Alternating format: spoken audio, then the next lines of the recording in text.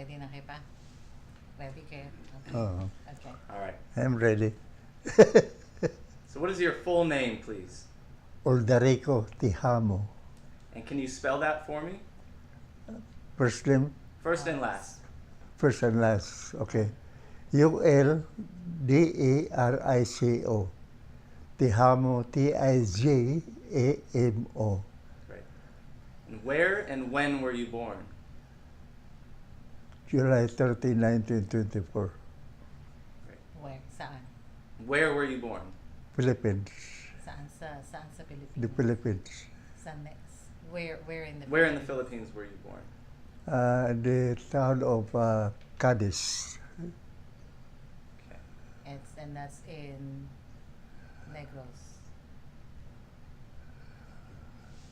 Sa anong island? What island? Negros Occidental. So who did you serve with during World War II? World War II. In Manila. No, where? I was assigned in Clark Air Base. But did you fought with the guerrillas during World War II? Guerilla, yeah, 1942. I joined the guerrilla forces until 1944. From 42 to 44, you were fighting with the guerrillas. And then afterwards, you joined the U.S. Army. Yeah. And what year was that? 1946. 1946. In the island of Cebu. Right. The Camp Compostela. So what was your role with the guerrillas? What were you doing? What was your involvement with them? The first time I was assigned in a medical company. And whenever there are casualties, I am the one who take charge of treating those soldiers. So you were a medic, Yeah, more or less. I'm the one who medical service. I'm doing medical service at the time. Okay. So I want to talk a little bit about your childhood and growing up in the Philippines. Yeah, Can you tell me your parents' names? parents. Your father and mother? My father's, my mother's Chupista Buena Vista. Teofista. And he married to my father, Tijamo. So that's why Chupista Buena Vista Tijamo. And my father's Filipino. And what did your parents do for a living? Well, at that time, when I was still young, we are doing some business. What kind of business? Business at that time, until I grew up, and then I joined the guerrilla forces, 1942, and then after that, until 1944, so 1945 comes the American forces. So I went to Cebu Island, and there I inducted in the Camp Compostela in Cebu. Okay.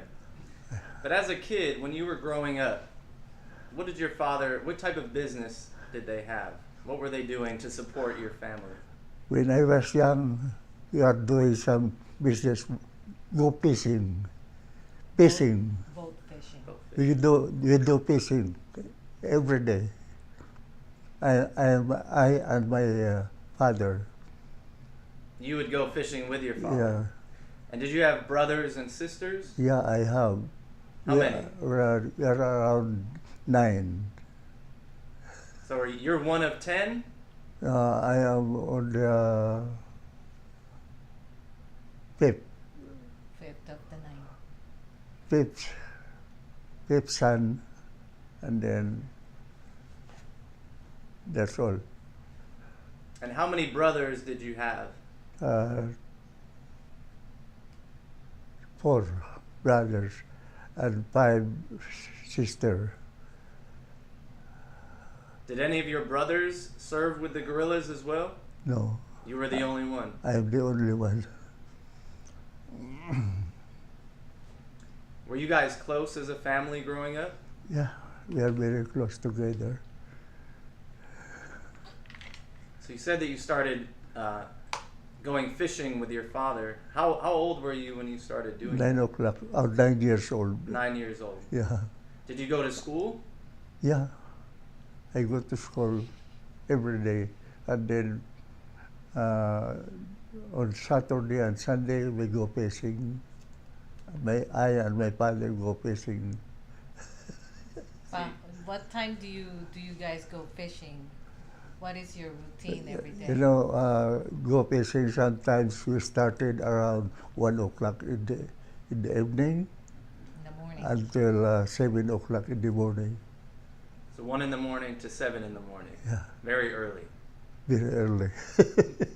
Why do you have to be? Why do you have to get up very early? Yeah, we catch up shrimps, you know, fish like that, and then after we do fishing with the net, we catch plenty of crabs, shrimps, fish like that, and then after that we went fishing on the ocean together with my father. And would you guys sell the fish and shrimp that you caught? Yeah, Yeah. shrimps, crabs, fish like that, different kinds of fish. And how big is this boat that you're fishing on?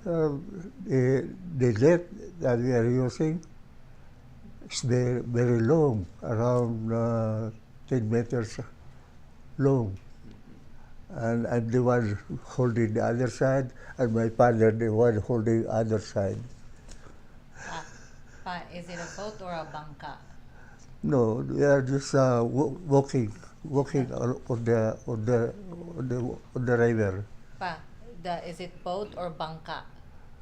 No, we go fishing in the ocean. We use boat. How big is the boat? Boat is around 9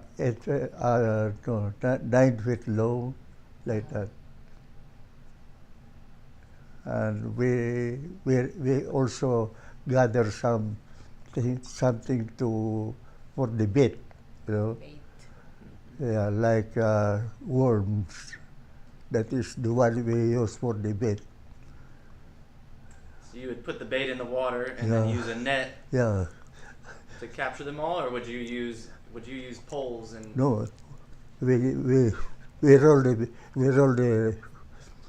the stains, and then after that we put it down until we reach the bottom of the ocean, and then we have to move it around 2 feet away from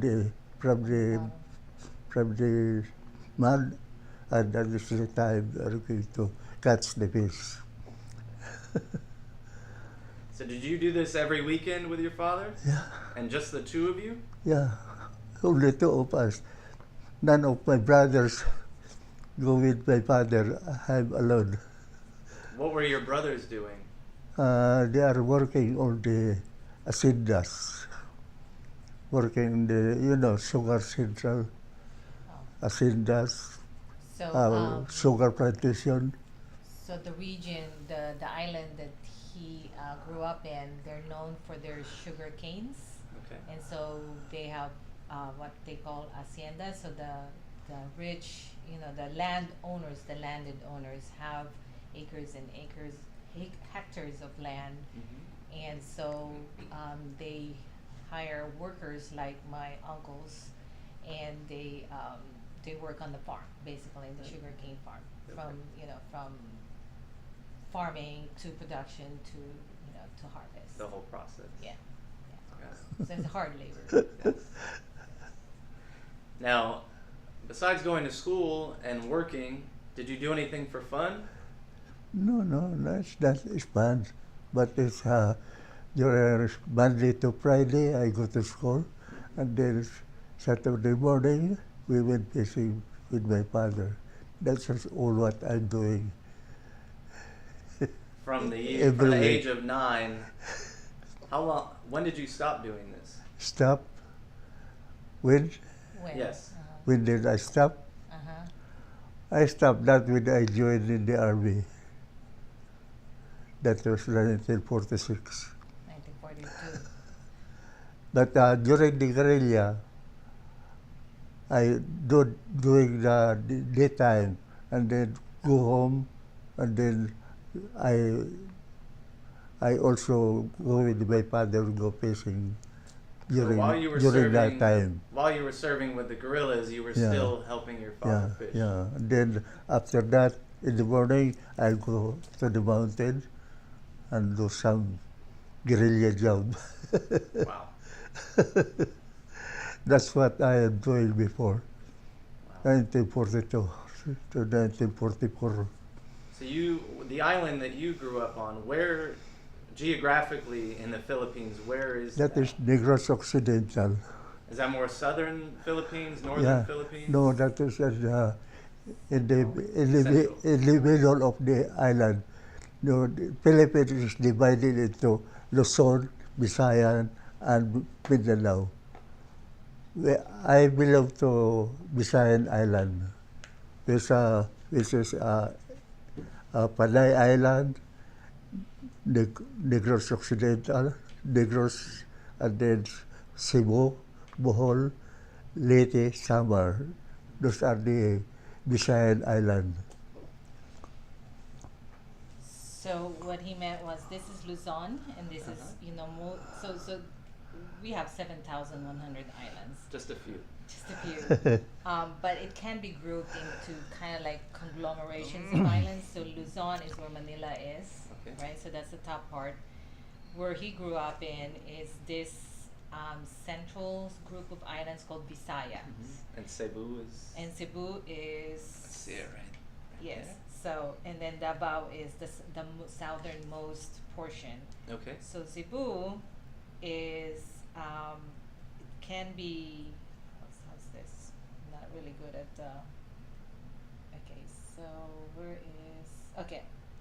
So this is Cebu, and then this is Negros. So this is where he grew up in. Okay. Cadiz is up there. So it's as you can see, it's fishing is like the major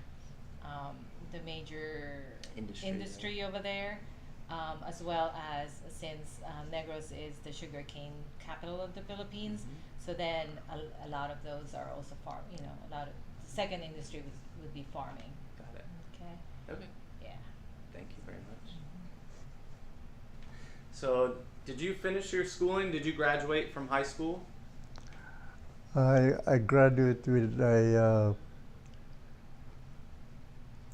when I'm already discharged in the army, and then I continue my study until I reach second year college. So you stopped your schooling while you were serving, Yeah. and then continued afterwards. Yeah, that's right. And then after I was discharged, I continue my study. In Manila. Saan kayo where did you go to school? Saan kayo I was Good. discharged in Camp Rizal. in where? Camp Rizal. Rizal. Near Manila. Okay. So, do you have any fond memories that stick out in your mind of you fishing with your father? Were those pretty special times for you? Yeah, the special time that we are very happy in doing our job as a fisherman, and I'm happy for that. And especially when we caught plenty of fish for our livelihood. And how many people would you provide fish for? Well, we have around 9 children in the family. Yeah. We provide them, all of them, But you guys would also sell the fish, correct? because those who are married already, we will not provide for them, and those who are unmarried, that's what we're going to provide for something. But how do you sell the fish? Do you go to the market, or do the people meet you at the shore? Huh? Pag yung meron na kayong isda, di punta na kayo dun sa sa beach. How do you sell the fish? Do you go to the market, or do the people go to you No, and when buy we them? arrive home, my mother is the one selling all the fish. So she meets. That is the job of my mother. So She- Lola meets you at the shore. My mother, and my then mother takes- is the one selling all the fish, and you know some of these people will they buy, they just come to my place, to my home. When we arrive, they will come together. They already know. Yeah, they will buy the fishes. How does Lola sell the fish? Does she go to the market, or does she go? No, walk? not in the market, only at home. Because some of the neighbors just come to my house and buy some fish. So would your father go fishing during the week as well? Yeah, And would he? I and my father do the No. fishing. But while But- you were at school during the week. Yeah, Your father, what was he doing? Was he fishing Uh, during the week? we have, my father is doing some business like a small restaurant, and my father is the one cooking for that. So we are selling some food. My father is the one who cook everything, and my mother do that also. That is our livelihood during the time when I was in the school. So when he talks about restaurants, not really restaurant. It's more like the front of the house, and then they just cook a little bit. It's not, it's not a restaurant. Right, but they would cook the Yeah. food that they would catch, and Yeah. that would help provide Yeah. as well. And it's Me too. kind of mostly for lunch, for workers to come and just buy. So it's not big scale. Right. If you go to the Philippines, there's a lot of those kind of like just in front of the house kind of operations. So how big was the village or the city that you grew up in? Was it rural? Was it more densely populated? Can you describe sort of the environment that you grew up in? Well, we live in the barrios, not in the city, not in the town, but barrios. That is what we call the place where sugar plantation is around us. That is where we live. So your community, would you say that it was a pretty close-knit, tight Yeah. community? Everybody Yeah. helped each other? Yeah. So these are very remote. This is far from Manila. So 1940. I wasn't born, but it's. I would assume that it's pretty far remote. So people, even though it's a bit, you can see that these are big islands. The people would live close together, but it's not densely populated. It's at that time it's still pretty much I would say a lot of farms and a lot of greeneries. Probably not paved roads or anything like that. Mhm. Nothing like what we have right now over there. So for transportation to get around when you're not on the water, how would you get around? Well, there are plenty of, not so plenty of transportation. It's a matter of around, you have to wait around 30 minutes, 40 minutes until transportation arrive. If you will go somewhere to other places, that is the transportation we have. What kind? Like jeep, like bus, no taxi. But even just around your local region, would you guys walk a lot of places? Would So you, we just walked around. so No to get to other. school, you would walk to school? I walked to school. In my primary, I walked around 2 kilometers. But when I was already in immediate school, I went to the school where I studied around 10 miles away. So I have to stay there for a week. So you would stay there during the week and then and come then home on the come weekends. home every. And how would you get there? Would you take a bus? I take the jeepney sometimes, just a bus also going there. Was it hard being away from your family during Yeah. the week? Yeah, around 15 kilometers away. But was it difficult for you to be away from your family? Did you miss them? Yeah, it's been difficult. Away from my family, it's difficult for me. And do you remember what you wanted to be when you grew up at that age? Did you have any aspirations of? What? What's that? What were your ambitions? What did you want to be when you grew up, when you were in Business? Guinea? Yeah, the only business I remember is What do only you want? What did you want to be? What is your ambition? ambition. Mhm. My ambition that someday I will join in the army, and that's what happened.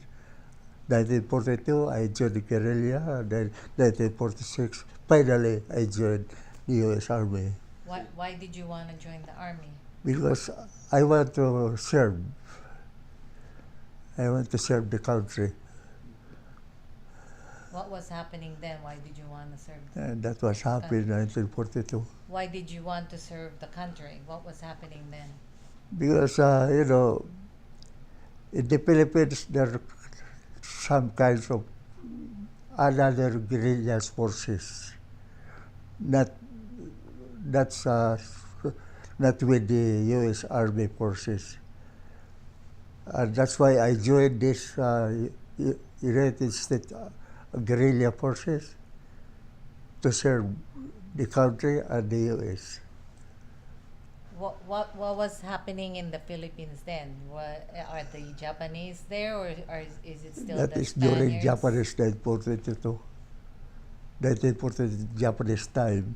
They invaded Yes, in yeah, 1942. invaded 1942. Well, late of 41. No, I learned, I saw everything what the Japanese are doing. That's why that let me join the guerrilla, because I want to fight against the Japanese soldiers. So, talk to me a little bit about, do you remember late 1941, December 1941? Were you aware that Pearl Harbor had been attacked? I realize that. We heard that already on the Pearl Harbor job. And did you know that and- Japan, what they were doing in China? Yeah, that is the time MacArthur went to Australia before Yeah. 1942. Yes. Yeah. So, were you aware, sort of what the Japanese were doing? They were trying to take over the South Pacific. They'd invaded China a few years earlier, and they're expanding their empire. Were you aware that this was happening? Yeah, we heard all those news. How did you hear? How did you learn about the Japanese invasion? That's right, because How? Paano? there are already news around coming out every day that the Japanese Radio? is invading already the Philippines and the other country. That's why I said to myself, so I just wait until all these Japanese soldiers are doing in our island. They are killing even children, and that take me to decide that I'll join the guerrilla forces. Because of that, what happened, what the Japanese are doing, they're killing even the children, innocent people. They are killing innocent people. It's too bad. How did that make you feel? I feel very sad. So I want to fight. Even myself, so I volunteered to join the guerrilla forces together with the American forces. Were there many Japanese in? Yeah, in plenty of Japanese. Cadiz? Sometimes we ambush around 6 trucks. The last truck, that is they are going to ambush, So the other truck is already far away. And then when we ambush the last truck, we run. That is what we are doing. We ambush the truck. Because if we will ambush the first truck, we have plenty of enemies. So we decided to ambush the last truck or second truck. So It- talk to me about how you guys got organized as a guerrilla unit. Well, How did you guys come together? How were you guys organized and yeah, come up with these tactics? because I was still at home at the time. And then some of our friends around, they told me that we joined the guerrilla now. So what I did, I joined with them. We went to the mountain, and that's the time we enrolled in the guerrilla forces. So what month did you join the guerrillas? You remember? That was 1942.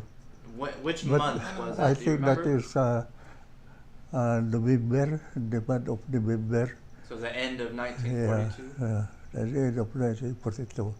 And then when I joined the army, I was assigned in the 2nd Battalion Medical Clinic Company, Medical Company. So in April, earlier that year in 1942, in April and May, Yeah. Bataan had surrendered, Corregidor had surrendered.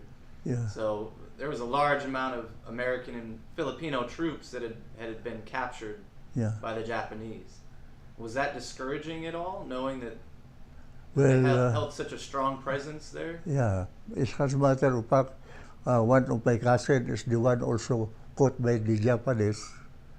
One of your classmates was My cousin, and then after that, he was able to run away. Where was he captured? That is in Bataan, He was captured in Bataan. yeah, Bataan and Zambales. Because there are two forces in the place, Japanese, Bataan and Zambales. And this, when the American comes, that is the first place that the American bomb and the Zambales Island. So there are already a lot of guerrilla forces, and you just joined Yeah, one lots of those. forces already. 1945, the American forces landed in Tacloban, island of Leyte. That is where the first American invaded and the Zambales also together from Tacloban, Leyte, and then in Luzon, Zambales. That is the first time they invaded. When did you find out that your cousin was captured? Pardon? Kailan nyo nalaman na na-capture yung pinsan ninyo?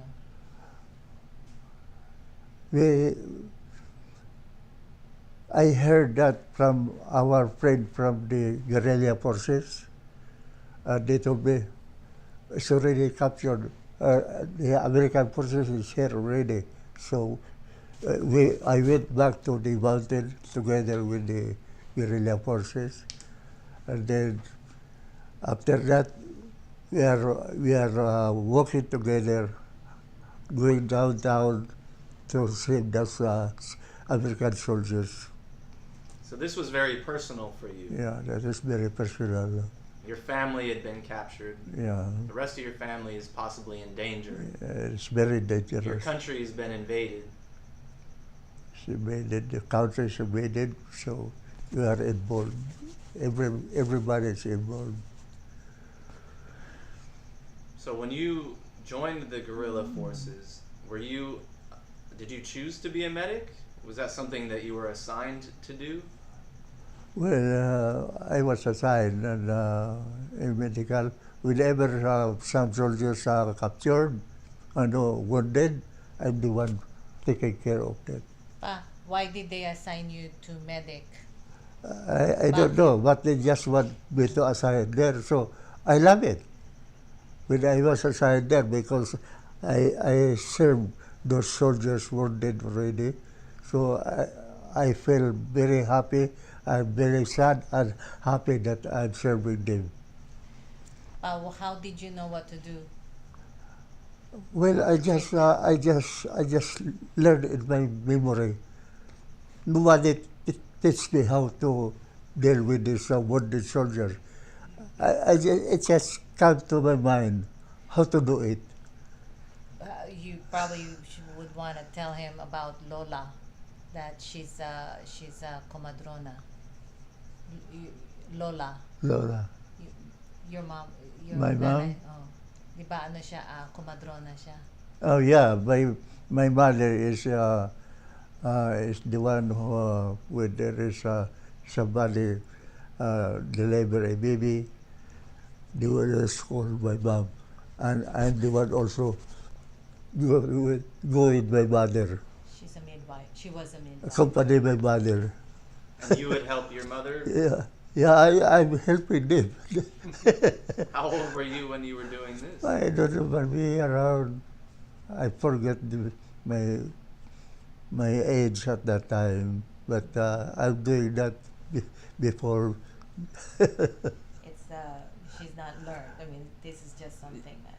Yeah, she took it upon herself. Because I cannot remember all this, how old I am because I'm doing all the jobs. What So between going to school full Yeah, time went to and some- fishing full time, Yeah, full you time. found an opportunity to help your mother Yeah, deliver babies in yeah. the village. Because it's what I around in the morning, sometimes in the morning, and but if we go fishing, mother alone will go. So your experience in helping your mother there, you think that kind of helped translate Yeah, to you that's right. saving lives Yeah, of the wounded soldiers that you helped. yeah. You Yeah. had no formal training, you had no medical no form of training. education. No form of training. I just learned that from my mother how to serve a baby like that.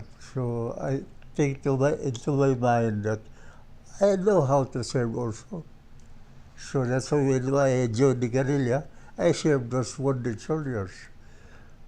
So instinct took over. Yeah, you know, 2 times that wounded soldiers cut over here, and then the doctor told me, okay, you you you have to do something with that. And then at that time, no pain, no painkiller, No anesthesia. no painkiller. I just use the nails and the needle. Needle. Are the nails. Whenever I do something like that, the soldiers is always trying, shouting like that. It's very pain. You know, after 10 minutes, when I finish, I fell down. I don't know why I fell down because I feel dizzy because of that shouting. It's painful. It's painful. Every time I do the, You felt a bit so I sick feel, after. I feel down. I feel dizzy. And then the doctor say, "Yeah, I know what you feel." Okay, so I continue. After that, I continue again. I do another soldiers come again. I'll do the job. Did you eventually become immune to seeing those sorts of things, and, Yeah. and you Yeah. stopped? I used to Getting that sick. already. That's why our doctor says, "Oh, we love you very much, Mr. Tijamo. You do great things." And where would you operate on these soldiers? Did you have hospitals set up? No, we have only renting a house in the mountain, a big house, and the owner of that let us to stay there, and then some of them will bring food for us. Yeah, food arrive every day. They would bring the wounded Yeah, soldiers to they you. bring for us. And they So we are very grateful at that time that some civilian forces are doing their job, bringing some food for us. so the townspeople. We are very happy for that. So what I'm thinking is that we work together with the civilian forces and the armed forces. Kind of like you did before the war started. You guys were a Yeah, tight we work community together, and yeah. everybody helped each other. Yeah, that is a great experience, very good experience I have. That looking what happened, the civilians are bringing food for us, and then if they get some of the civilians are get sick, they come over, and I'm the one like wounded children, like disease like that, big as that. No medicine. What I'm using is like guava leaves. I cook that guava leaves. That is the one I'm watching. The problem, watching every day like that. It feels good. Yeah, it helps. Just imagine guava leaves will help very. So you had to use whatever was available to you. Yeah, off the whichever land. available. So I'm doing that. So guava is a fruit, and Filipinos think that they have medicinal properties. That's why he's using the leaves. I even do that circumcise. I do circumcise some of the children using the guava. The guava, I ate guava, and that is the time after this, I put on the wound. It helps.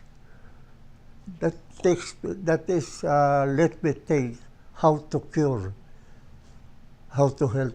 Because you had no other medicine, No other medicines. no anesthesia. No more. We don't have medicine on the mountain. No, nobody give us medicine. No more, because no more hospital, no more clinic. So did you serve in any combat role as well? Yeah, Did you carry a weapon? Did you, Yeah. Papa? yeah. We will.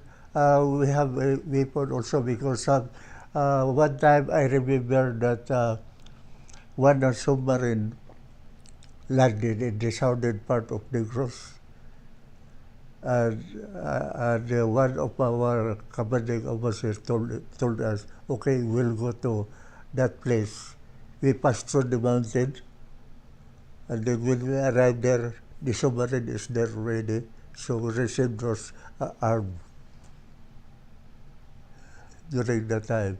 That was 1942, 43. So you had. I had a bit of a hard Submarine, time. US submarine. So did you fight? Were you Yeah, in combat fight? Yeah, with the we Japanese? fight during that when we received those arms. That is the time we ambushed the Japanese soldiers. So the submarine has weapons. Yeah, They brought they weapons. they gave us weapon, Oh, okay. So they met. ammunition and weapon. So there was a submarine that brought weapons on the southern part of Negros, and that's when they went and got some, and then after that, that's when they engage in ambush. That's when they were taking the trucks. Yeah. Yeah, yeah. So Because- who provided the weaponry for you? That is the US. It was the U.S. force.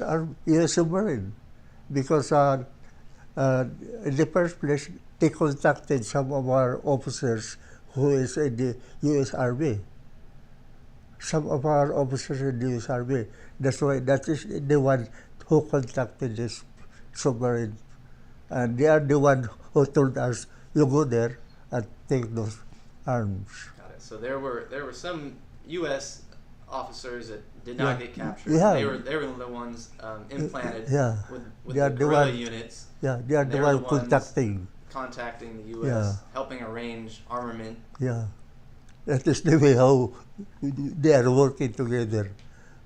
And Did you guys have uniforms at the time?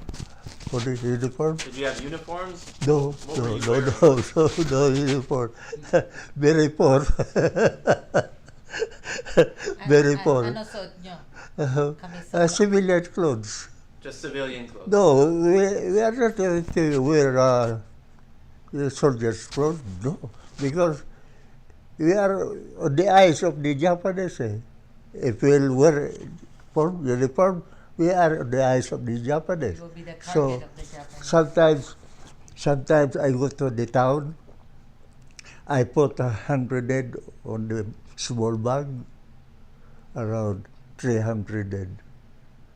Huh? Then when I found some in the town that are plenty of Japanese, that is the time I 200. And then after that, I ran away. So you had a few hand grenades on you. You said. Yeah, I put in the basket Okay.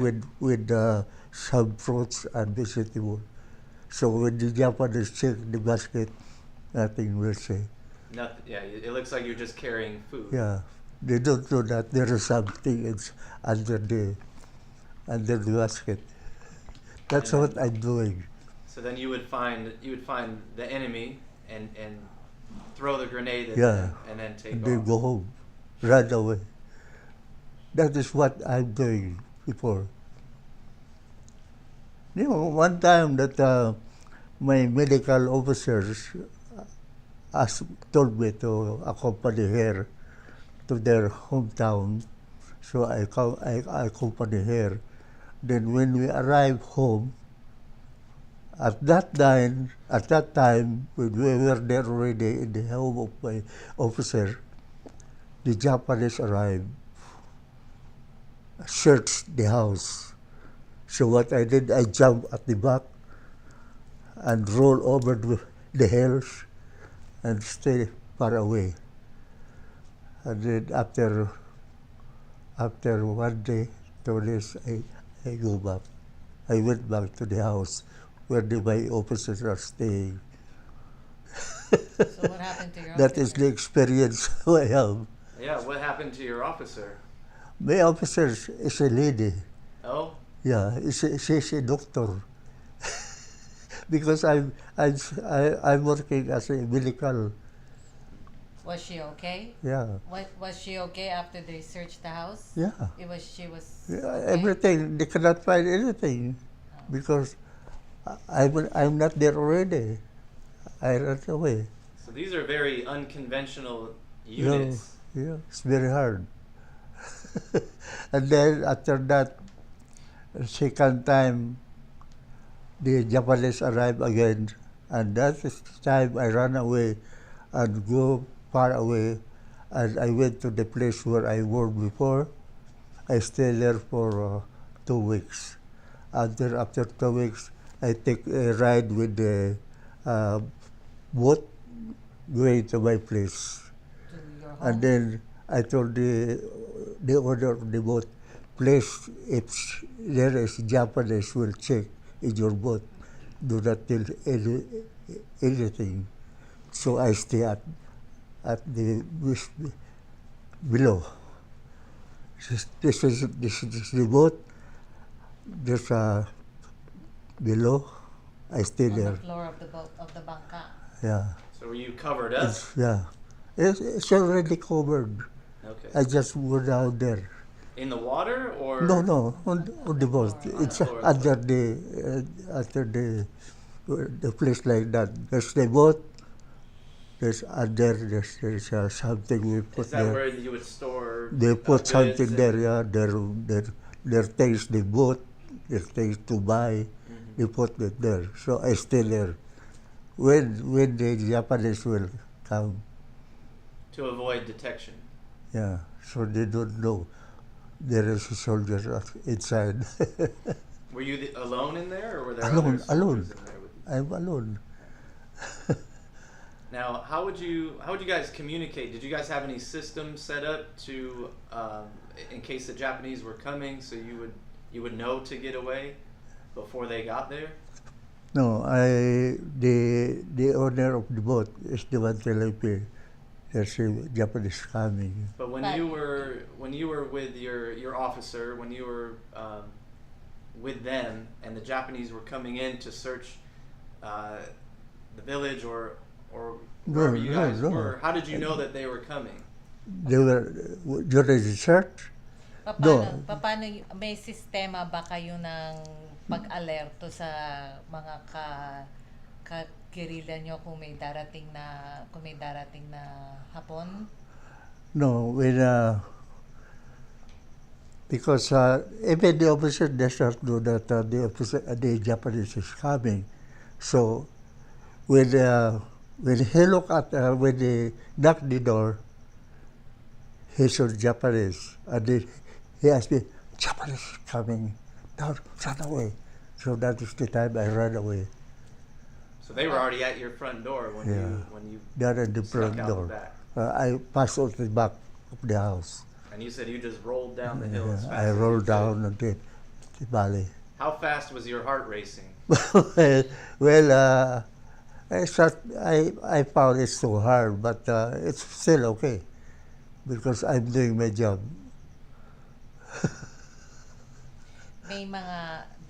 Meron kayong mga secret signals, yung mga kampanyero nyo, may mga signal ba kayo na No. para mag-warning sa ibang No, tao? no, we don't have. We just go our way.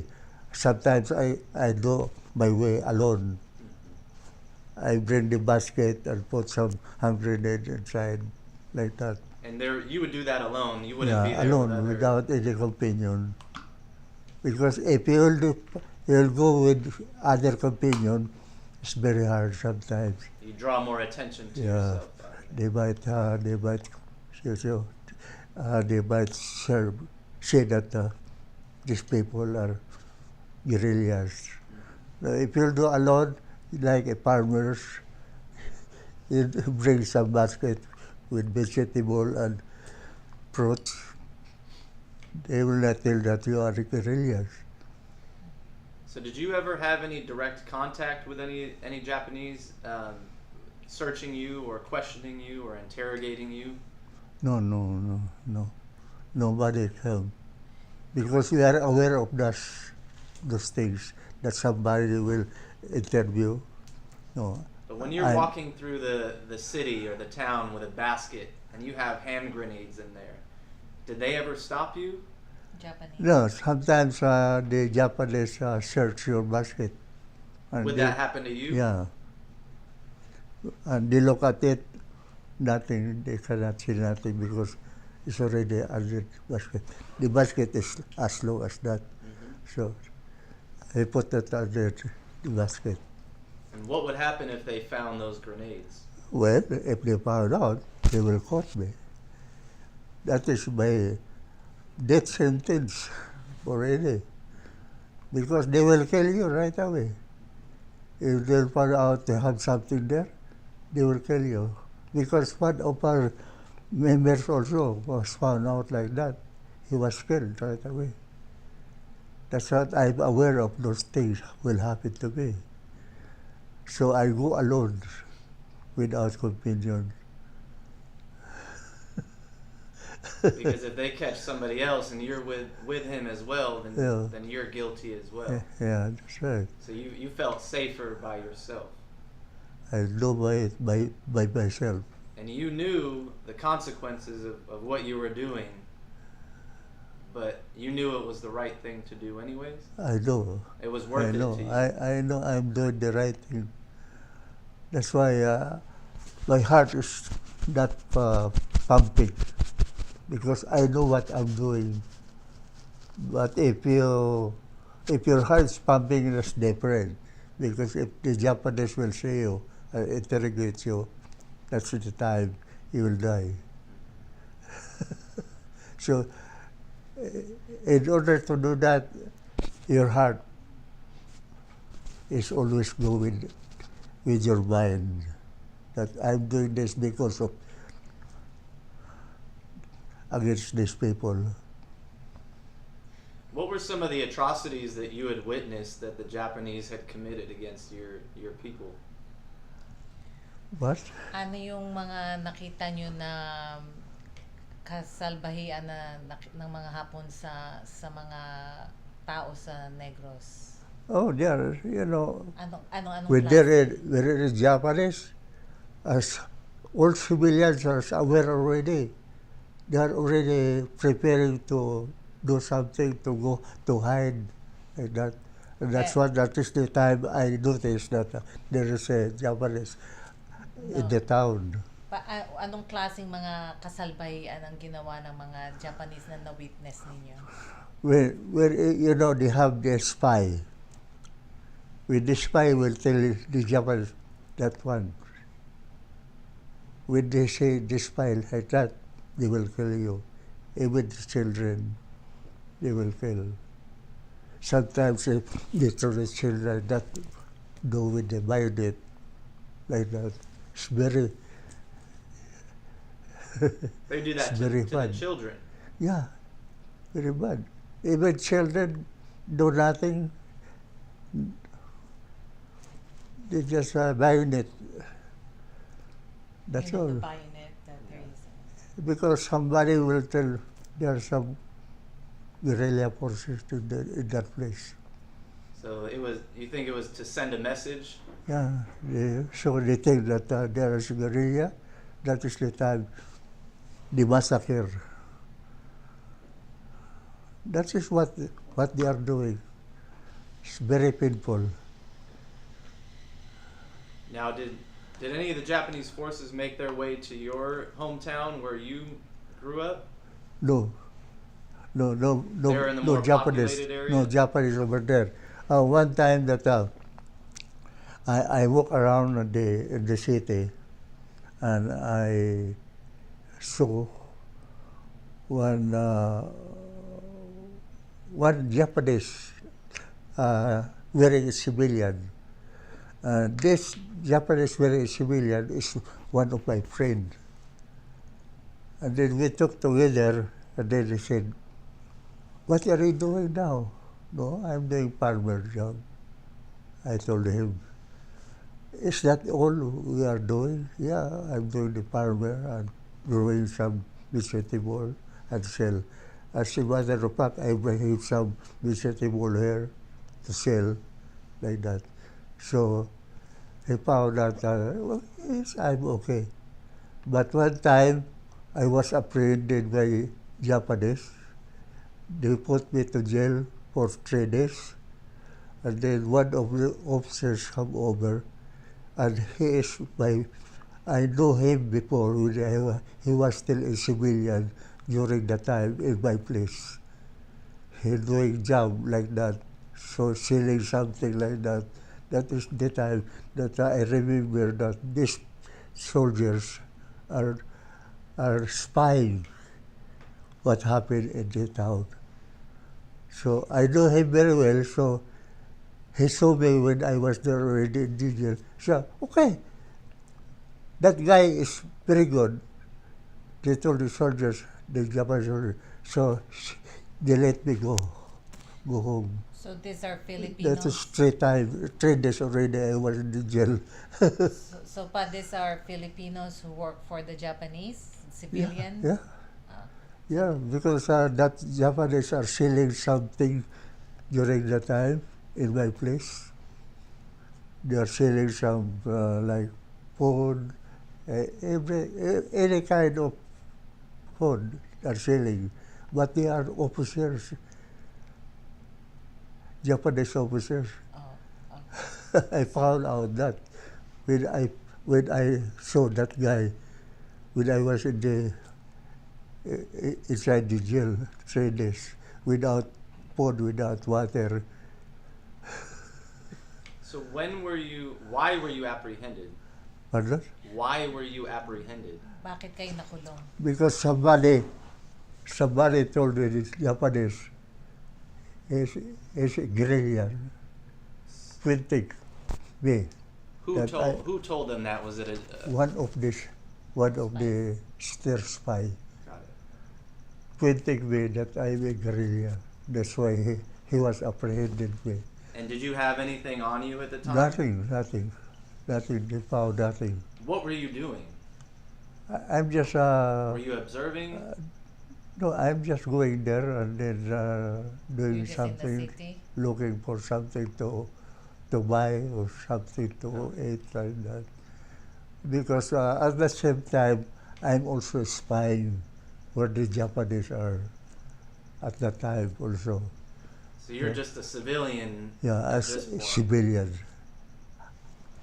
I use hat, broken hat. Sombrero. Oh. So he will not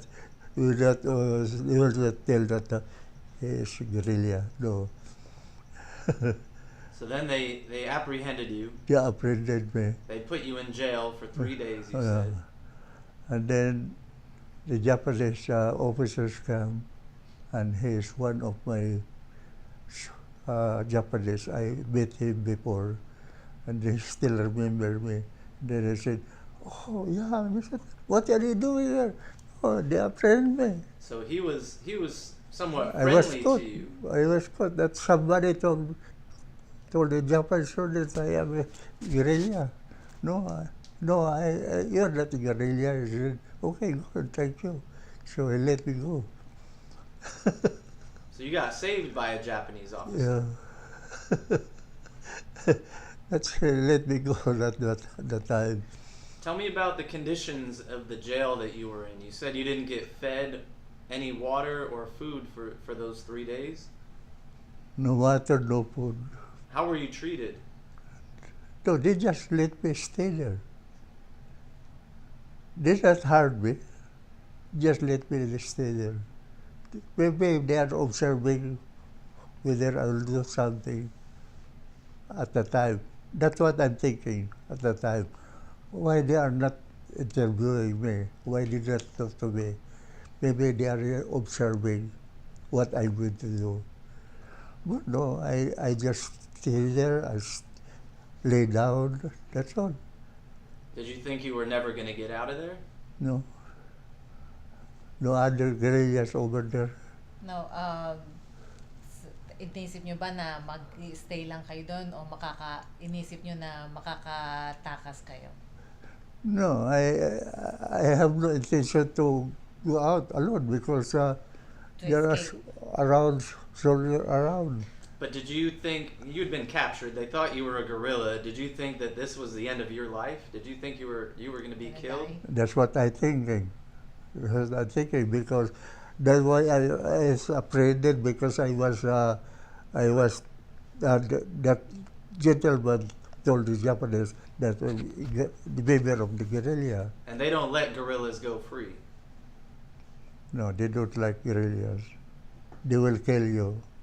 So the Japanese officer that, I guess, testified on your behalf that you're not a guerrilla, he more or less saved your life.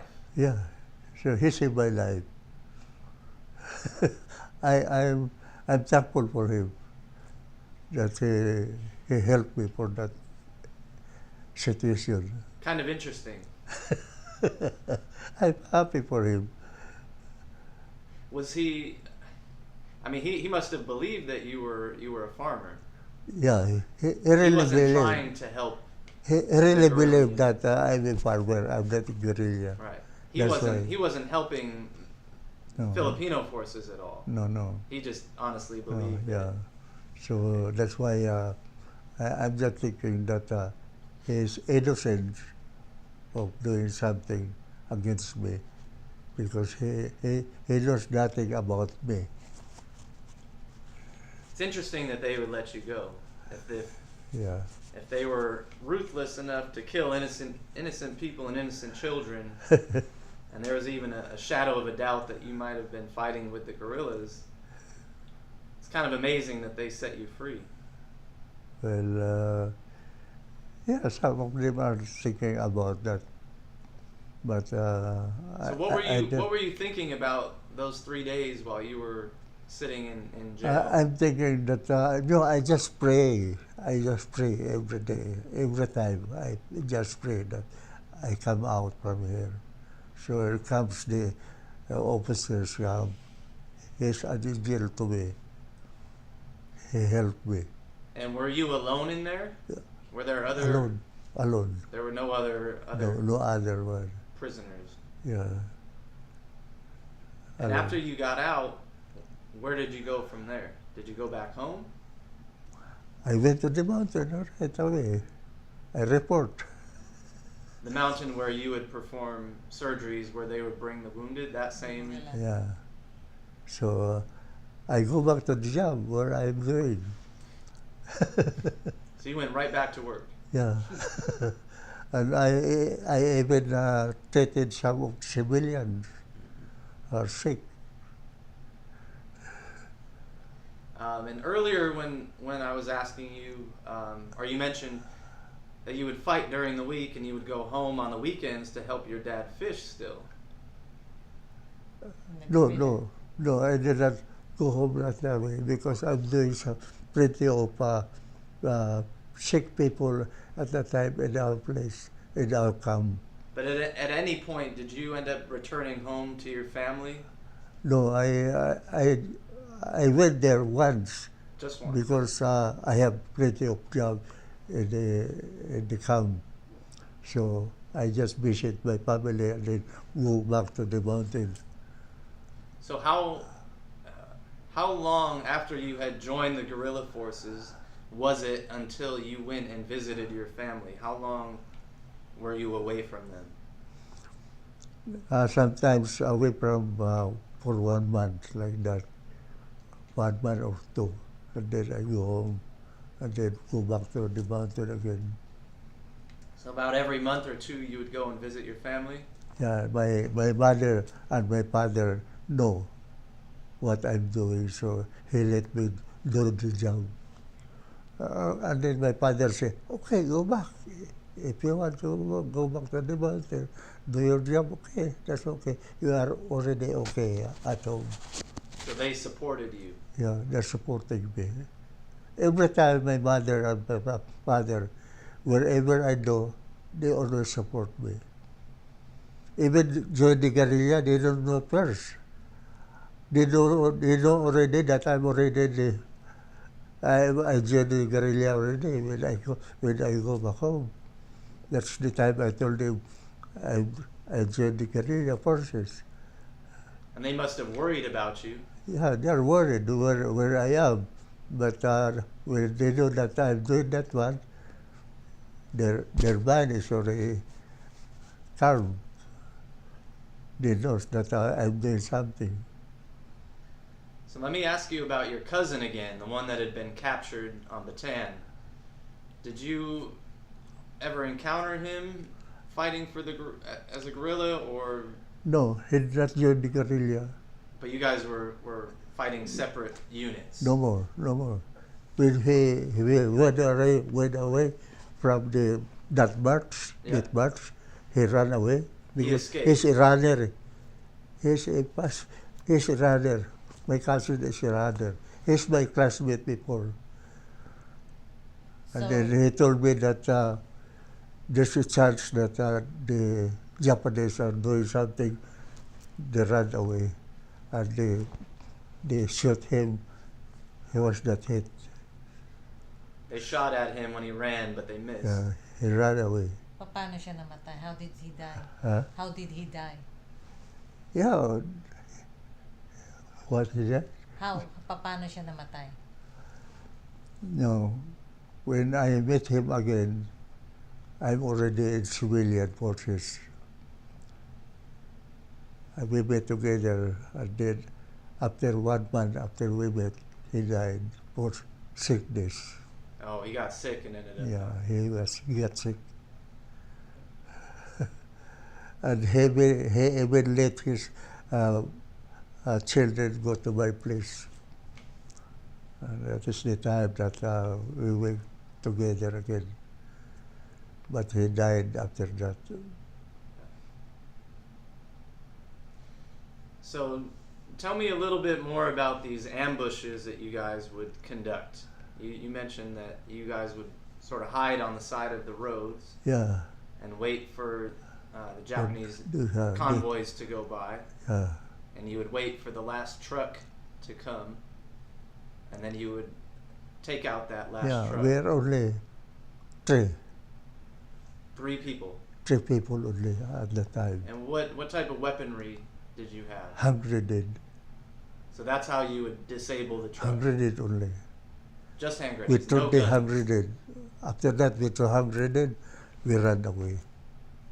And then, at the far away, I saw plenty of Japanese died. And the Japanese who is very far come back and look for the place, search for the place. And we are already far away, around 3 kilometers away. So you're pretty fast. Yeah. And the terrain, is it mostly jungle? Yeah, the terrain is plenty of sugar cane. Oh, okay. Sugar cane.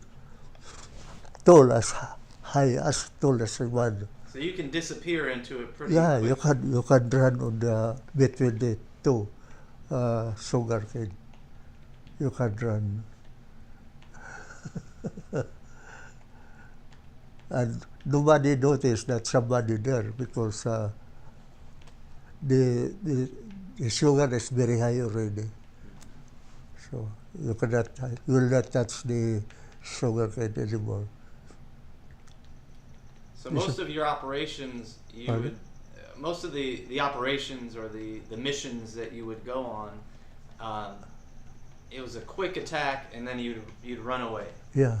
And that seems to be Yeah, but consistent. before I doing that, I told already my commanding officers, I'll doing this alone, sometimes we are 3. Very small units. Very small unit, only 3 of us. So if you'll bring plenty, there's something, a problem. Because some of these guerrilla members are, their heart is, they don't like to fight. And did you have any military training at all? No. During my civilian time, I used to drill some of my neighbor doing march. I'm the one who command. That is the way how I learned how to do the soldier's job. And then some of the neighbors told me, "Oh, you give me very good command. Your voice is loud like that, and very exact time that I am doing the job." Even when I was already in the service, I went 10 times competition. Sometimes squad competition, soldier training, sometimes 1 platoon. Was more all the time squad. I went around 7 times. What competitions, Papa? Competition, drill competition. Oh, drill, okay. Yeah. That is where I found out that our commanding officers that asked me, "Sergeant Tijamo, you will do the job. Every month we have a battalion parade." So he appointed me as a commander at that parade. And I asked him, "Why serve me? How about the history? How about some officers in the company?" Even some officers asked me, "Why Colonel ask you to do the job, not us? We are Play the officers." competition? I don't know. That's what he just called me and they go to their office. And then that is the time he said, "Okay, Mr. Tijamo, you do this. Every month we have a battalion parade. You act as a battalion parade." They saw you as a leader. No more guerrilla at that time. This is at the U.S. in the U.S. Army. Yeah, that's why I sometimes I'm happy during the time that I was in the army. That the biggest commanding officer asked me to do his job.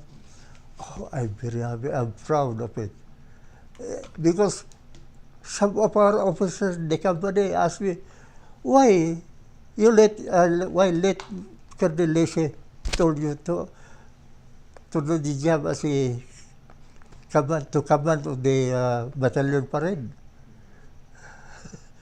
Because I told him, because Colonel Lese saw it, how I do the competition drill, competition. That's why he really believed in that I'm doing the good job. So once you joined the guerrilla forces and you had a bit of, I guess you had some of the U.S. officers that were supplying you with arms. Did they give you any training or advice or tactics to use, or did they just say, here's some grenades? Sometimes they told us how to do that. Sometimes that's where I learned how to do it. To handle the hand grenade. That's the time in my time, in my lifetime, I don't know how to do it. That is the time I learned from these American soldiers, officers. They told me everything about how to handle the hand grenade. Then when you pull it up, you count 5 times, then throw. That's what I remember. When you pull up the pin, 5 times, you count 5 times, then throw. After that, if you will miss, it will hurt yourself. That's what I learned from these officers from the U.S. Army. It's an important lesson to learn. Yeah. And then, when I was already in the Army, that's what I'm telling also some of my soldiers. Because I have, every time I do the training, company training, battalion training, squad training, that's what I win many times. Squad competition and platoon competition. That's what I win around 10 times I win.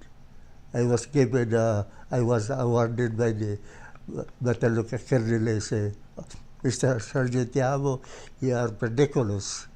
You do the job. That's why I'm happy during that time that I was in the service. So let me ask you, did you experience any other close calls as far as being captured or being detected, aside from that first time that you were imprisoned? Did you experience anything else similar to that? No, I just saw it. I just saw it. That some of the guerrillas was caught. I just saw it. I just stand away from it. I just looking for it, what they are doing, and that's what they are doing. Sometimes they will kill that right away. As soon as find out, the spy will tell he is a guerrilla. He will kill her right away. Did you have any friends that were killed? No. Some other forces, because we have plenty of forces in the guerrilla forces. We have around 10 companies in our force in the mountain, and some of them just walk like that, and some of them were able to catch some Japanese soldiers, and they bring it to the mountain and do something like that. No, I'm not doing that. That's I don't like it. But you operated mainly by yourself.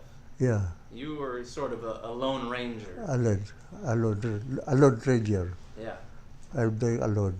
Did you become close with any of the other guerrillas that you'd encounter, or were you pretty much? No, when we met together, we just, hey, like that. So no close No, friendships no, were really no, formed. no, no word. No Wala word. kayong naging kaibigan sa guerrilla? No, I met some of the guerrilla forces from other company. Do you have friends? Yeah, we have friends there, but very, very seldom.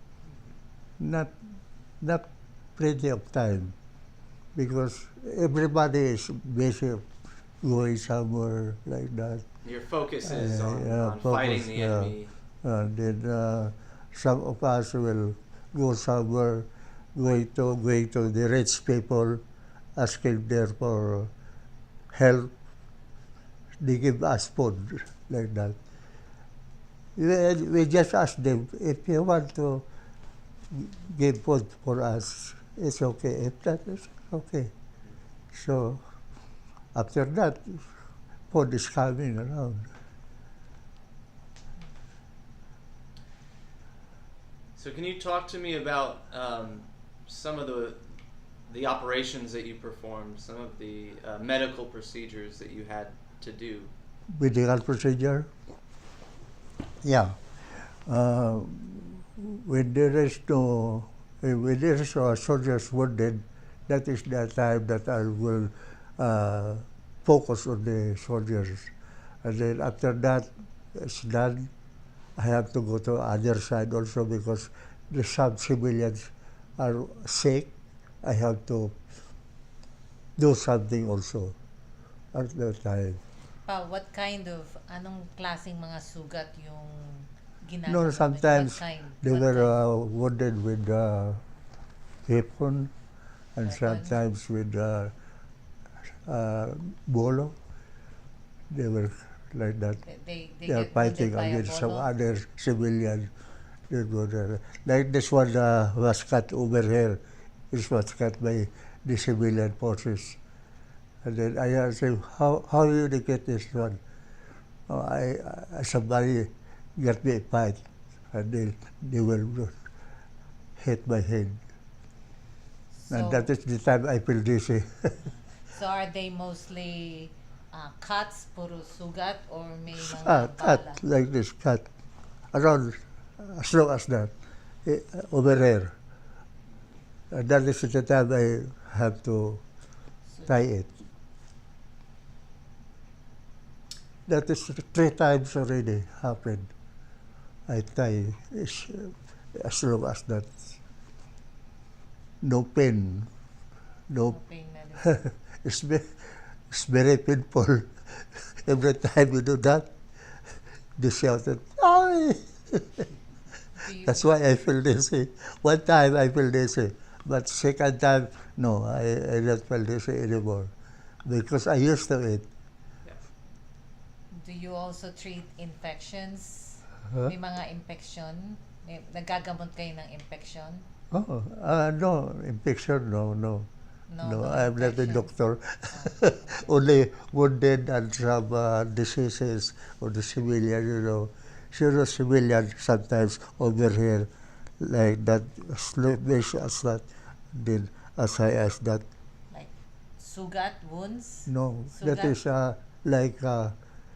like infection on the skin, and then when you cut it, sometimes will go something like that. And that is the time I use this leaves, guava leaves. So, aside from the guava leaves and not having any anesthetics, were there any other techniques that you would use? No, Or because was that kind of your main arsenal? Yeah, we are just we are just concentrating in our camp, in that place, and another place we don't mind them. We just mind them will go ambush. No, do you use, so aside from guava leaves, yung dahon ng guava, ano pa ginagamit nyo? Ang mainit na tubig, hot water? Anong ginagamit Hot ninyo water. para mag-ano? Hot water, I boiled water. and that was the wound. To clean out the wound. Yeah. Ano pa ginagamit? And what else That's do you all. use? No microchrome, no, nothing else. In the Philippines, we used to use mercurochrome. He's saying that there's none. They don't even have Huh? that at that time. We don't have medicine. And did you experience any injuries yourself? Pardon? Were you ever injured? No, no, no. No, I was not able to injure myself. Luckily, I didn't have that. Did you have any close calls? No. And did you ever lose any patients? Did any of the guys that you were working on, did they ever ever die while you were working on them or shortly after? May mga namatay na dun sa mga No, inaalagaan. no. I saw only the hard way. I saw that they got two Japanese soldiers and brought it to the mountain and do something to the Japanese. I cannot do it. They even cut the hair below the feet and let the Japanese walk on the sun. Oh, it's very painful. Who did that? This some guerrilla. Oh, they caught Japanese. They were able to cut this two Japanese. And then we just learned that there are already two Japanese over there. And these guerrilla people are doing something like that. Cut hair But and let the Japanese run, go around but on the stony places. It's very painful. dun sa mga inalagaan nyo, yung mga pasyente ninyo, may mga namatay? Wala.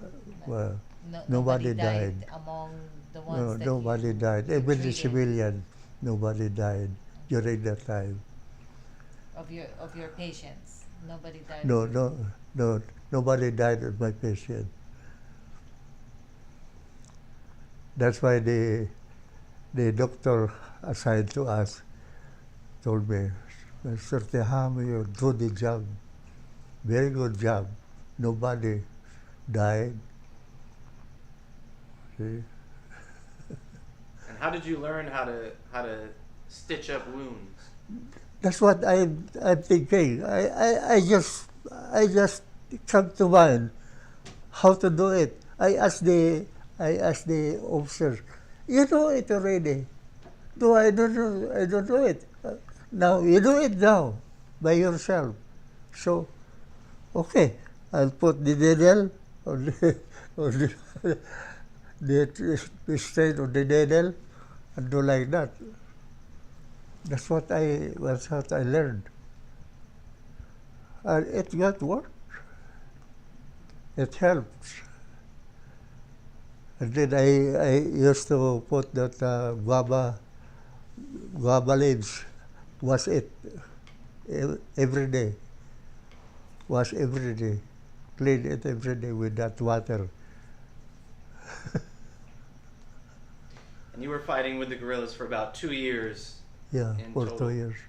Well, So- almost 3 years. Almost 3 years. Oh. So was there anything else in that span of time, in those 3 years, that we haven't talked about that you Well, can bring up? At What that, else did you do, Papa? at that time, because the army is already here, so I went home, and then I talked to my father that we'll do some business, and we'll do some business around 6 months. And then after 6 months, I told my father, sorry, Dad, I will go somewhere. I did tell him that I'm going to the US Army camp. I didn't tell him anything. I just tell him that I will go to Cebu, province of Cebu. And I even met my brother is working there in the depot of the US depot. And then I stayed there only one night. And then the following morning, I went to Camp Compostela. That is where the U.S. Army come. So I joined there. So before you did all that, though, while you were still fighting with the guerrillas, were there any other instances or ways that you would engage the enemy other than in the cities or alongside the road, ambushing the trucks? Were there any other times or ways that you would attack or engage the enemy? No. I only remember that I'm going alone Yeah. at that time because I saw Japanese there around 10 of them like that. And then what I did, I go some place where I can run away right away. So I threw the hand grenade and ran away. That is the only way how I learned. But I have not seen anybody doing that at that time. I don't know other places. So you did not do anything else. You just did a medic and just the ambush. You no other jobs that you. No other. Okay. That is what I'm doing only, doing the ambush. We cannot fight. We have only little ammunition, you know. Only we have hand grenade. That is the only way how to fight against Japanese. Through hand grenade. Because you guys would be heavily outnumbered. Yeah. You couldn't go to battle. No. You had to strike and then disappear. No, because I ran away. Only 3 of us sometimes, sometimes 2 of us only. And how many of the enemy forces would you encounter in those convoys? How many Japanese would be there, would you say? Yeah, inside the truck, almost all of them died. Around 10 people inside the truck. So about 3 people in the truck? No, and how around many trucks? 10 people. 10 people. 10. 6 truck. So about 60 Japanese. 6 truck. The last truck, that is the truck we ambush it. We will not ambush the first truck. Right. If we do that, we'll die. Right. That is our tactics. And would you, on these occasions, would you do that once a day and then take the rest of the day off to hide? No, I just do that in my lifetime 4 times only. Got it. Sometimes we are only 3, 2, like that. Sometimes I do alone. And for the most part, did you ever have to spend the night in the jungle hiding out, or were you always back at your base camp? The jungle? No, because we have somebody watching the other place while we were resting in the camp. Somebody is watching also. We assigned somebody to watch if there is Japanese coming.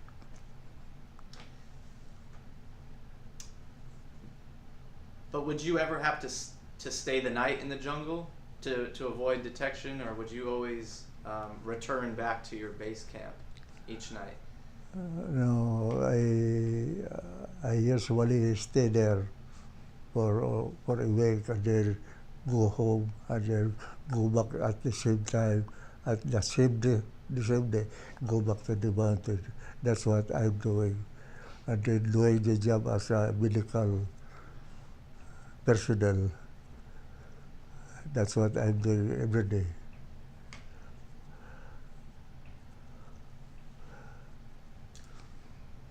And as you mentioned, getting towards the end of your time fighting with the guerrillas, the U.S. forces had returned to the Philippines. No, that's what I said. Yeah. All the time, I just doing alone. Sometimes I just 3 times, 3 of us alone, and we are not doing some our comrades to join us because I avoid plenty will go with us because sometimes this guerrillas are, they are not feeling well. We're waiting for the Japanese. So But as the war went on, and you mentioned about 3 years into your service, the U.S. had returned to the Philippines, Yeah. and That is they 1945. provided more support, and they started to take over the brunt of the fight. Yeah. And this was when you returned home and spoke with your father about starting a business. Yeah. That's the business because I believe that it's already over because the American soldiers is over here.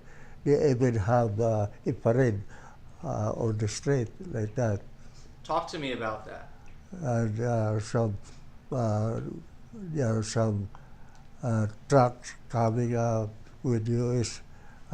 Soldiers passing at our place. So I told my father that this is the time that I'm going to help you. So that was your indication Yeah, that your time was to return home. that's the indication. Because I know already that no more Japanese in our place. So no need of going to the mountain. And, so what I'm just thinking that one of these days I will go to the camp and join the army. And that's what happened. And when I joined there, around 20 people are coming up, and then the officers asked us, who among you doing the guerrilla? Who among you former Philippine Army? And how among you are college graduate? 5 of them say, I am the Philippine Army, and 2 of them are college graduate. And then I just put my hands up, and then the officers ask me, you, Mr. Tijamo, what are you going to say? Well, I told the officer, you know, sir, I'm very thankful that when we were in our mission to clean the depot, we cleaned the depot, all the ammunition there, we cleaned, we arranged everything, and then we are around 30 people, and then the officers asked the crowd, who among you can speak English? All of them are raising their hand. They speak English. And then I just raised my hand, and then the officer, Mr. Tijamo, come here. Because you are the one who that raise your hand, I will put you in charge in this group. Then when I arrived at the camp, he asked me, you are doing your job, you will be the first sergeant at that time. And we are only around 50 people at that time. Until we reach around 120, I am the first sergeant. And then we take the boat going to Manila from Cebu. We take the boat going to Manila and then going to Clark Air Base. That is the place where we stay. But when the Americans came, were the people in your town Huh? happy that the Americans came? How did the people from Negros feel when the Americans came? Oh, we are all happy. Everybody is going out on the street, waving their hands. Come home, welcome home, welcome home, American soldiers. And were you very proud of your service? What you Yeah, had I'm contributed? very proud of that. Did you think the war is over then? Did you Huh? think that No, I did it's not. over? I did not. But I saw plenty of civilians are standing along the side of the road while the American soldiers passing by. Did you receive any recognition at that time from the U.S. troops or any of the officers that had been working with you? Did No. they thank you? Did they know that you fought in the Philippine guerrilla? The Americans. Yeah. When I was already in the service, Oh. Some officers, you're in the guerrilla. Yes, I was in the guerrilla. What you're doing there? Well, I told them what I'm doing some ambush like that. Oh, what? Doing alone sometimes, three person doing that? Yes, we are doing that. Why? Why not bring around a squad, around 12 people? No, I will not bring that kind of uh, that plenty of people, because sometimes you can find some of this guerrilla is very afraid, it will make you think about that. So, do you remember hearing of the Japanese surrender when the war had finally ended? Yeah. Do you remember where you were? How did you know that the Japanese surrendered? Where when the Japanese surrender, we go out on the street and looking for these American soldiers passing by like that. We have victory. Then when I was discharged, I have given a victory medal. Did they announce it on the radio? How did you learn that the Japanese surrendered? Yeah, because Did you hear it on the radio, or we they have told plenty. you? Yeah, some officers, U.S. Army officers, told us. American Japanese soldiers surrender early. So we, from the mountain, go down. And then we go somewhere, anywhere we want. Where were you at the time? Were you at home with your parents? Yeah, with my parents. I stay with my parents, and then that is the time that I'm going to help my parents to do something business. No, no. So we do some business at that time. When you learned about the Japanese surrendering, were you in the camp? We're or still in we're your- still in the mountain at the time, and then the officers, American officers, told us everybody is okay now. Japanese surrender already. So we went home at that time. So tell me about seeing your parents again after returning from the war. Yeah, Tell me about that reunion. Yeah, I told my parents, it's over now. It's all over now. Japanese surrender, and I'm home, and I'm going to help you. How happy were they to see you? No, they are very happy. They are very glad that I'm home already, helping their own business. And we are doing the very good business. We have a boat, sailboat, loaded with around 50 cabins of rice. 50 cabins of rice. That is a caban that is around 60 kilos of rice in one bag. in one sack?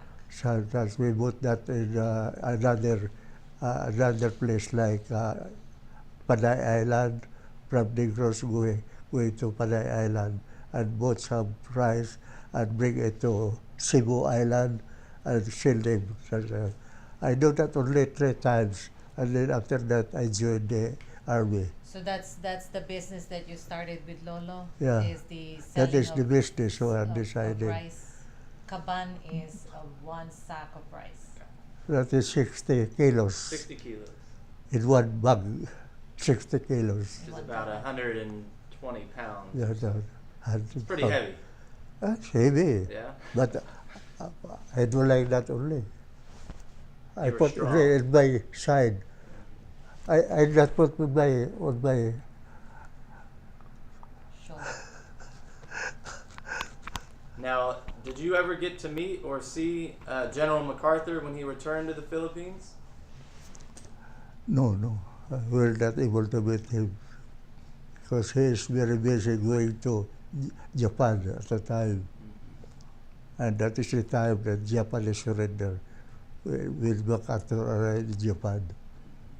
So, from Philippines, going to Japan.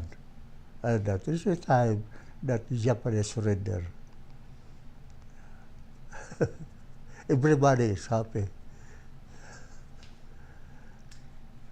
And then you decided to join the Army in 1946. Yeah. What is April 30? And you joined the U.S. Army. Yeah. Tell me about that.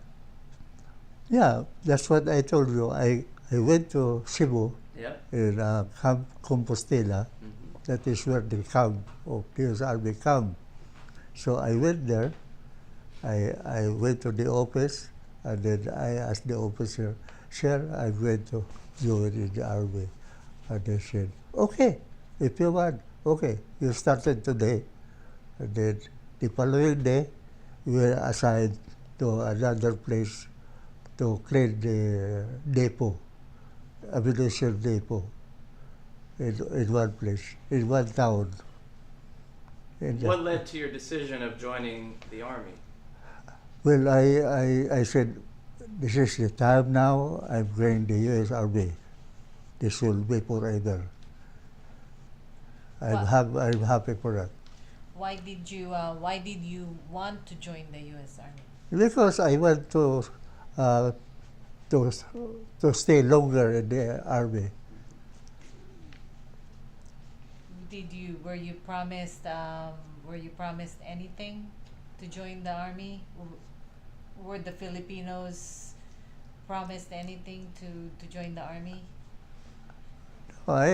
Yeah, everything that we have for, we are eligible for everything, what will be in the U.S. Army.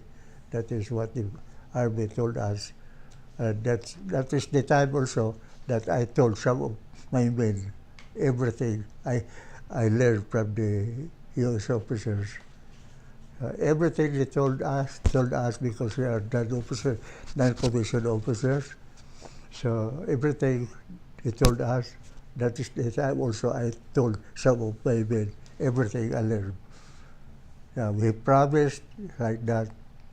Everything what we promised, I'm telling you like this. It's very good. What did they promise? What did they promise? Yeah, they promised that we'll do something very good in the Army and plenty of benefits for us to receive after that. But you continued to serve in the Philippines. Pardon? After you joined the U.S. Army, you continued to serve in the Philippines? No. It's in the Philippines. You didn't go I did anyplace. not serve in the Philippine Army, no, in No, the but- U.S. Army. But you stayed in the Philippines, or did you get transferred or sent somewhere else? No, because I learned already that the U.S. Army have come in other place, in Mindanao, in Panay Island, in Negros. They have already in Cebu. And what I learned first is in Cebu. So I went to Cebu, and then I stayed there in the Cebu City one night, and then the following morning I went to Camp Compostela, and then I joined there. And then the officer asked me, why you are going to the U.S. Army? Because I served already in the guerrilla forces, so I will continue serving. But instead of joining the Filipino Army, No, I'm not. I'm not thinking about that joining the Filipino Army. I don't like, okay. because I was already in the guerrilla, treated by the U.S. Army. So I will do the same, and I'll join in the U.S. Army, not the Philippine Army. And you remained in the Army for 3 years, correct? Yeah. When you were discharged, where were you? Where did you go after you get this? When I was discharged, I think in Manila, So you spent those 3 years in the Philippines. yeah, in the Philippines. Got it. And then when I was discharged, I worked in Manila. And you were a sergeant when you were discharged? When I was discharged, I cannot find another job, so I take the exam for driving. So I drive a taxi cab at the time. And then after that, that is the time for martial law in the Philippines during Martial law. martial law. And then one time that I saw one of my men join the Philippine Army, and then he asked me, Sergeant Tijamo, you joined the Philippine Army. It's very good. No, I don't like. So I found out that they need some money to work in the Malacanang Palace as a telephone technician. So I applied for that. So I worked in the Malacanang Palace for 20 years. Malacanang Palace is the That is the office. It's the presidential house. That is the place where the Philippine president is staying. And what were you doing? What was your job there? Telephone technician. Telephone. Technician. Because I learned that when I was in the U.S. Army Got about the repairing some radios and telephones. it. And what was your rank in the U.S. Army? Pardon? What was your rank? Rank Staff Sergeant. Staff sergeant. That was the last one. So after working in the presidential palace for 20 years, 20 years. what did you do following that? After that, I decided to go out, and then I worked some other business, transportation, and then I found out that's no good. So I decided. I told my wife, I'll go to the U.S. because that's what they told us when we were discharged in Camp Rizal. The officers took to me personally everything, every benefit we can do, and what we are going to do if we arrive in the U.S. That's what I'm telling some of the men over there. Then I told them that when you come to America, go to the U.S. Embassy right away. And then when you receive to the U.S. Embassy, they will tell you where to go. So that's what I'm doing. So after he worked in the Malacanang Palace, then he bought a jeepney, and that's what he did to support us. So he drove passenger. It's a passenger jeepney. So it's basically public transportation. Is what is his life, was their livelihood when we were growing up. So tell me about your wife. Where did you guys meet?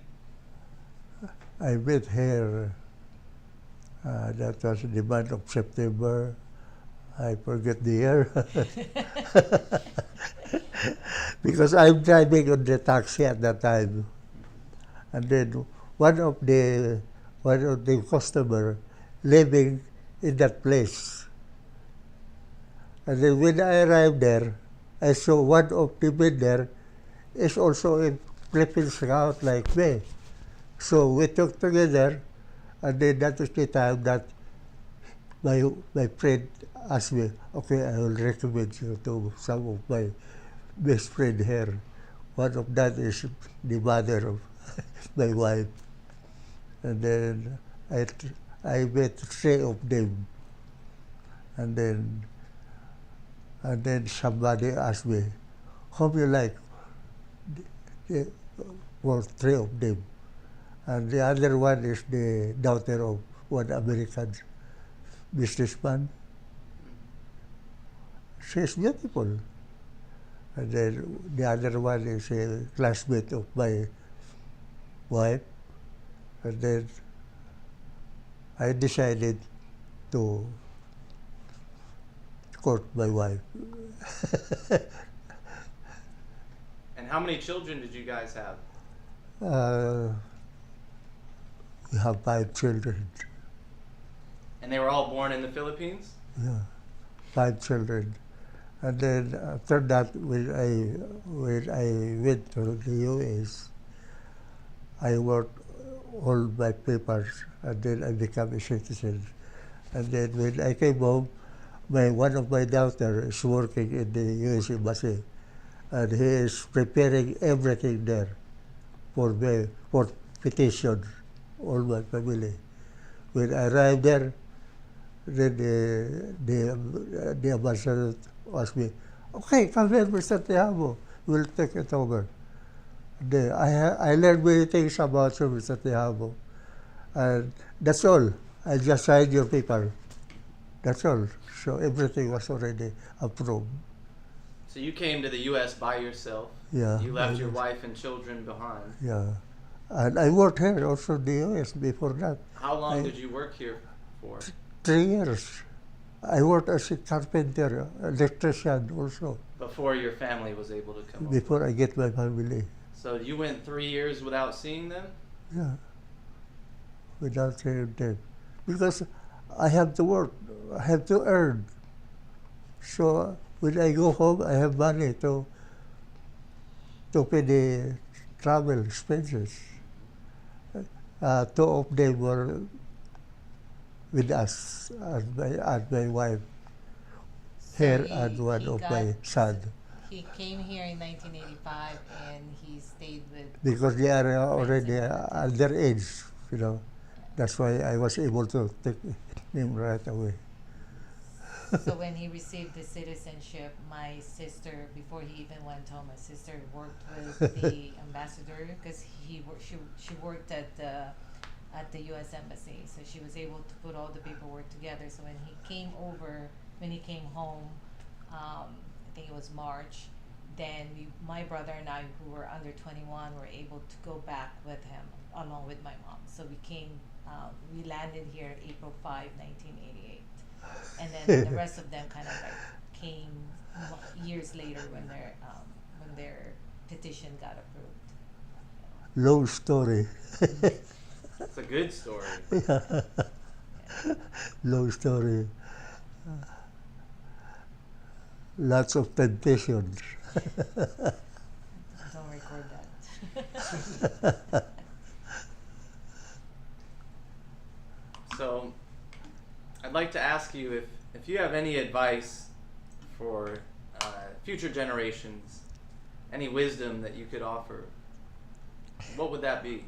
Well, my advice that whatever you think it is good for you and the family, do it right in the right way, in a nice way, so that nobody will harm. Do it in the right way and in a proper way. That's what I advise some of these people who are coming to the U.S. Well, is there anything else that you would like to add? Anything else that you would like to speak on that we haven't talked about?